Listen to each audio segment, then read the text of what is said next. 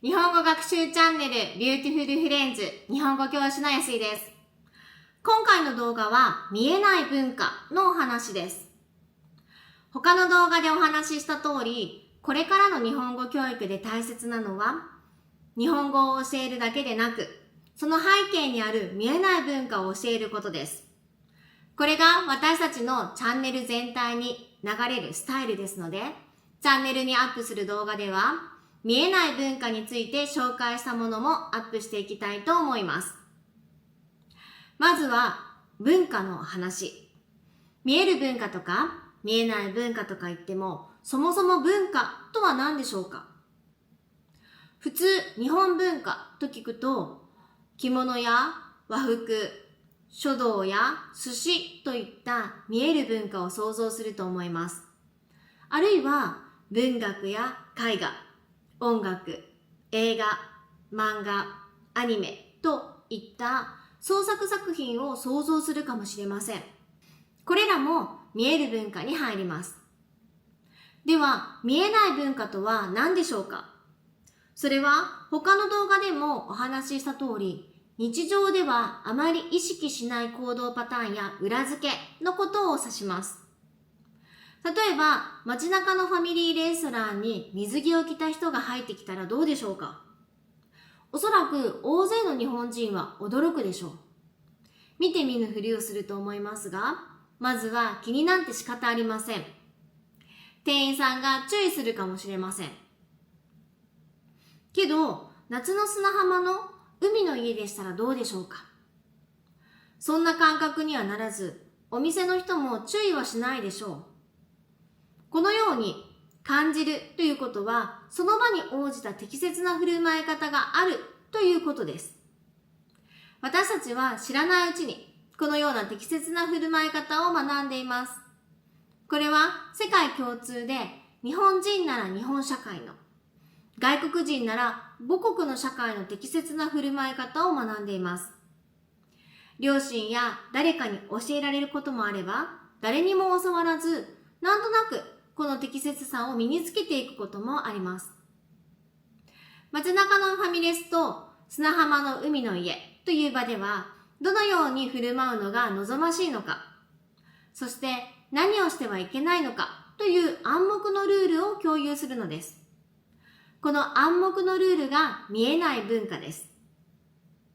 日本人は街中のファミレスという場を私的空間とは異なる場所であって公的空間として意味づけています。そしてそのような公的空間ではどのように振る舞うのが適切なのかを知っています。けど犬や猫といった動物は私的空間と公的空間の違いを理解できないので、猫が公的空間に入った途端行動パターンが変わるということなどはありません。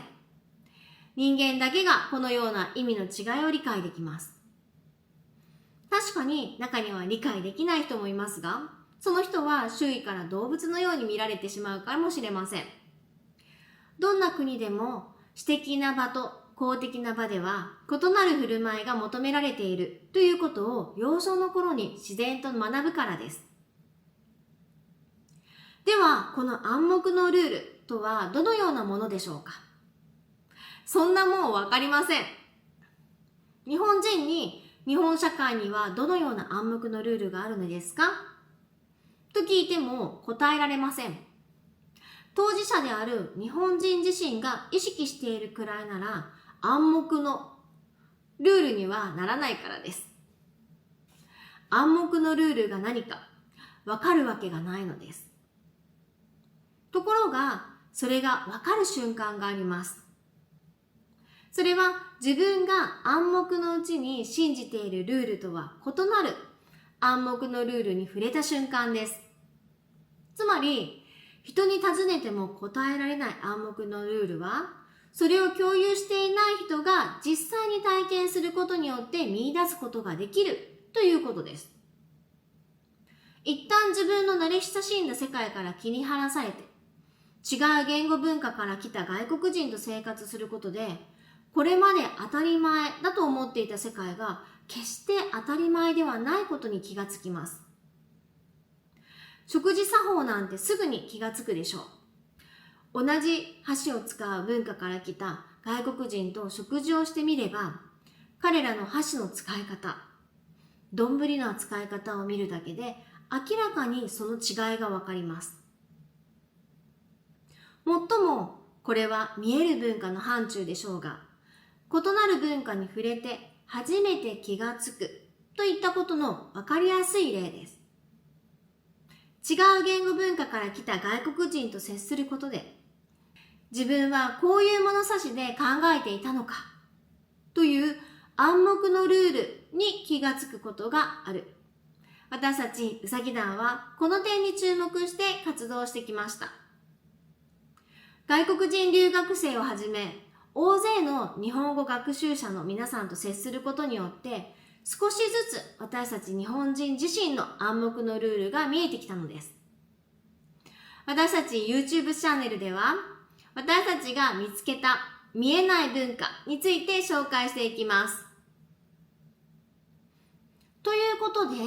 せっかくですので、ここではその一つ目をお話ししたいと思います。それは、日本の人はほとんど意識していないけれど、外国の人が聞いたら驚く宗教観についてです。日本人にあなたの宗教はと聞くと、無宗教ですと答える人がたくさんいます。それを聞いた外国人は驚いて、時には悪魔を信仰している民族だなんてとんでもない誤解をしてしまう外国人もいるようです。けど安心してください。日本人は宗教は信じていなくても神様を信じています。またその神様も神様ではなく神様を信じている日本の人はたくさんいるのです。この神様とは何でしょうか？そこでまず宗教という日本語の意味を正しく理解しましょう。1868年以降、つまり日本の明治時代以降、日本は欧米文化を積極的に取り入れてきました。その際、英語の religion の訳語を宗教としました。これによって昔ながらの、つまりそれ以前の江戸時代まで言われていた宗教の意味が少し変わりました。英語の religion の元々の意味は、アブラハム系の宗教、ユダヤ教、キリスト教、イスラム教といった創始者がいて、教団と教義があって、信者は入信という手続きを経て、教義に従って神様を信仰することを指します。これによって日本語で宗教といえばこのような宗教を意味するようになったのです。これを日本語では創唱宗教と呼びます。実は日本ではこの創唱宗教を信仰している人は全体の 30% から 40% だと言われています。ということは、残りの 60% から 70% は宗教を信じていないのでしょうか？いいえ、宗教は信仰していなくても神様や神様は信じているのです。例えばこちら、お守りと言いますが、これを周りの日本人に見せて、これを捨ててもいいですか？と聞いてみましょう。すると、ダメだとか、バッチ当たりと言われます。なんで？ただの袋でしょと言ってみましょう。それでも、いろいろな説明をしてきて、何とか捨てさせないようにするでしょう。このいろいろな説明が暗黙のルールと同じで、うまく言葉では説明できないのです。ただ、中には説明できずに怒り出す日本の人もいるかもしれませんので、注意してください。これは、お守りと言います。これが神様ではなく、神様なのです。そう。日本の人たちは、宗教は信仰していなくても、何か目に見えない超自然的な力、への信仰を持っている人が大勢いるのです。これをアニミズムというのですが、アニミズムについて詳しくは勉強してみてください。自分は無宗教だという日本人でも、何か人知を超えた超自然的な力への畏怖と信仰を持っています。それは古来から日本の人たちは何か霊的な存在を認める文化を育んできたからです。例えば、お天道様という言葉があります。これは太陽を表す言葉ですが、その太陽も神様のような神様で、何か悪いことをしてもお天道様は見ているよなんて表現し、神様を恐れさせ、悪いことをさせないようにします。また、神様信仰の人たちは自然のあらゆるところに神様が宿ると信じています。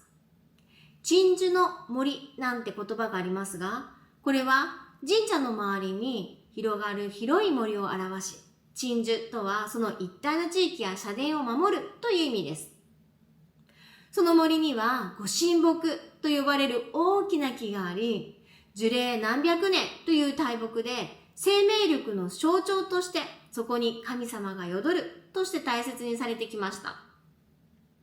この木の中に熊のような猫のような動物が住んでいるなんて日本のアニメがありましたが、実は神様だったんですね。このように日本の人たちは超自然的存在を恐れ、敬い、記念する意味を持っています。また、超自然的な神様はたくさんいるので、他の宗教の神様もその中の一人として意識することができるのです。ですので、キリスト教でもないのにクリスマスをお祝いする日本人の姿なんてのもだんだんと理解できるでしょう。では本当に宗教に入信していない日本の人は無宗教でしょうか？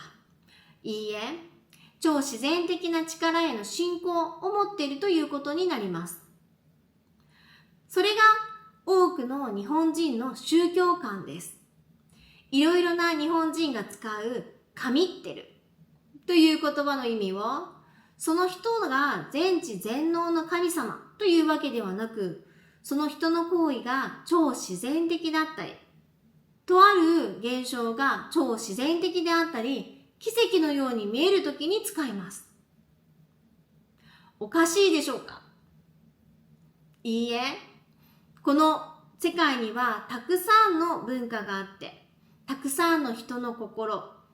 え方があって、それらすべてが多様性として存在しているのです。ですので、この日本の文化を否定するのではなく、ぜひ多様性として存在を受け入れ、共に歩んでください。いかがだったでしょうか？こんな感じで、このシリーズの動画では、日本の見えない文化、深層的ダイバーシティについて紹介していきたいと思います。今回の動画はここまで。またお会いしましょう。